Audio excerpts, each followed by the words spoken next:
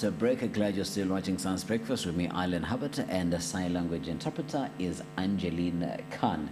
And in studio this morning, we have the Director General of the Kenya National Qualifications Authority this morning. And we've had so far two parts of this conversation. You can head back onto our YouTube channel to be able to understand all that we have been talking about. Now, Madam Kande, I know you are very busy, and I would like us to keep this third half a little bit brief before we get to understand how people can get in touch with KNQA. In sort of a summarized way, what are the main services that if I walk into KNQA, these are the services that I am going to get, so that if somebody is just joining us for this moment and they wouldn't have the luxury or the liberty of going back through that wealth of knowledge that we've shared, could you be able to summarize it for them?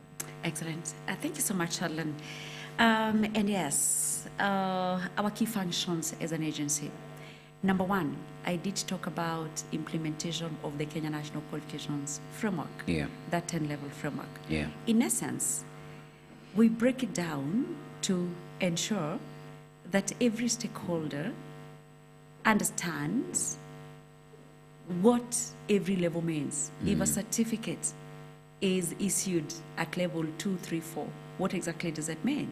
And so the specific service in this case that we would offer is what we call alignment and validation. Allow me to combine that. What that means is that any certificate issued, whether it is nationally or internationally, whether it's by a foreign examination body, we would be able to interpret it.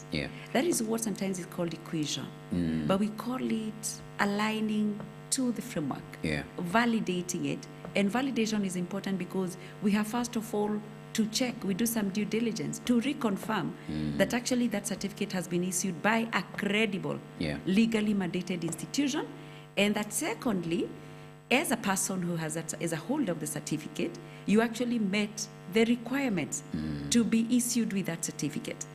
And of course, now that we're saying we have embraced reforms and we have assessments through recognition of prior learning, where we do not necessarily have to ask you to show all the records of the prior certificates that you have, but if you demonstrate that you have skills for level 6, then you're assessed and certified at that level, then would have to check all the evidence that was shown by and presented to the qualification awarding body. So those are reports that we normally get just to check again authenticity, credibility of that certificate.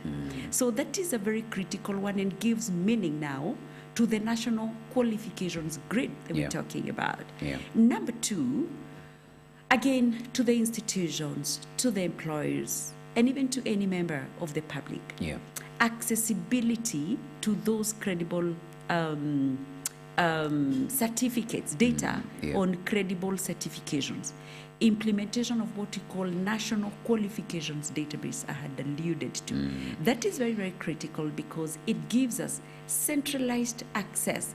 At a click of a button, you will be able to see which institutions are duly accredited in various categories. I call them qualification awarding bodies.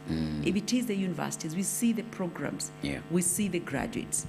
And the third one is what we call the continuous reform, embracing reforms, ensuring that the policies are in place. And this is now the service we render on behalf of the ministry to ensure, for instance, if there's a policy that needs to be developed, we have recognition of prior learning policy, ensure that it is duly well developed as per the procedure that is required for a national policy. We're currently working on the micro-credentials framework. We have worked on credits accumulation and transfer that allows institutions to give waivers or credits to what you've already learned. So again, in the absence of that policy, we had institutions sometimes even ignoring what you have actually learned and telling you to take it all over take again. It all over again. So with that credit accumulation and transfer system in place, now we have a national mechanism in place, well standardized and harmonized. So if you go to University of Nairobi, you go to Kenyatta University, if you go with the diploma, then they should recognize that there's some learning that you have. If you go with a professional certificate, CPSK, CPK, or whichever profession, then they should recognize and see, is there something that you have learned that is probably within this particular level? Then they should give you a waiver for that, just to ensure that we do not unnecessarily subject people to that. And third, number 3 also, on the recognition of prior learning, still on embracing reforms, ensuring that institutions that are implementing recognition of prior learning are the duly accredited one. We have a role of coordinating implementation of that, and we do that in collaboration with the Ministry of Education to ensure that that is also done in a credible manner. All these services, Alan, can be found in our website. Please go to knqa.go.ke. Yes. You will see all our services there.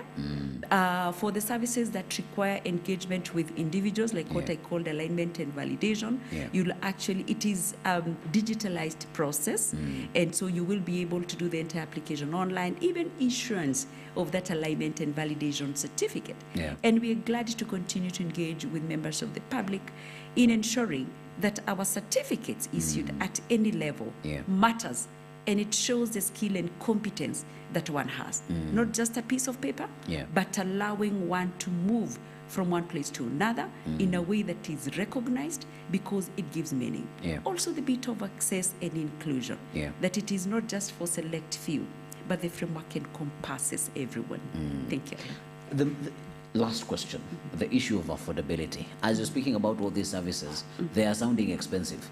The issue of affordability, and particularly because I know with how we have cross borders and how East Africa is opened to different, how the East African community is opened up, you'd find students studying from across the country, across the different countries. In terms of costs for these equations or qualifying, what are the amounts that people are looking at for this? Excellent. Very affordable, actually. Allow me to say that our fees are actually gazetted. We had an opportunity of reviewing our regulations that operationalize our act, the KNQF Act.